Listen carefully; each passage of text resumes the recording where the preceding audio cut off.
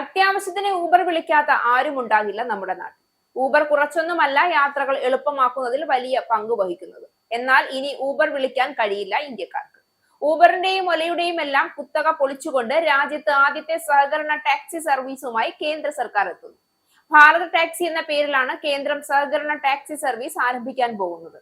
ഒല, Uber തുടങ്ങിയ സ്വകാര്യ കമ്പനികളെ നേരിട്ട് വെല്ലുവിളിക്കുന്നതാണ് പുതിയതായി സഹകരണ മേഖലയിൽ തുടക്കം കുറിച്ചിരിക്കുന്ന ഈ സംരംഭം.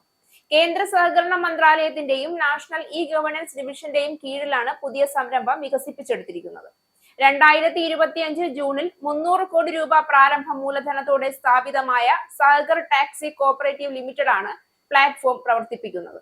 അമുൽ ബ്രാൻഡിന് പേരുകേട്ട ഗുജറാത്ത് കോഓപ്പറേറ്റീവ് മിൽക്ക് മാർക്കറ്റിംഗ് ഫെഡറേഷന്റെ മാനേജിംഗ് ഡയറക്ടർ ജയൻ മേത്ത അധ്യക്ഷനായ പുതിയതായി രൂപീകരിച്ച ഗവേണിംഗ് കൗൺസിലിനാണ് പ്ലാറ്റ്ഫോമിന്റെ മേൽനോട്ടം.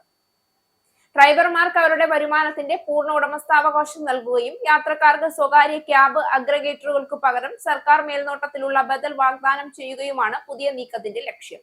വൃത്തിഹീനമായ വാഹനങ്ങൾ, വിലക്കയറ്റം, ഏകപക്ഷീയമായ റദ്ദാക്കലുകൾ, റേറ്റുകളിലെ പെട്ടെന്നുള്ള കുതിച്ചുചാട്ടം തുടങ്ങി ആപ്പ് അധിഷ്ഠിത ടാക്സി സേവനങ്ങളെക്കുറിച്ച് വർഷങ്ങളായി നിരവധി പരാതികൾ നിലനിൽക്കുന്ന സാഹചര്യത്തിലാണ് കേന്ദ്ര സർക്കാരിന്റെ പുതിയ നീക്കം.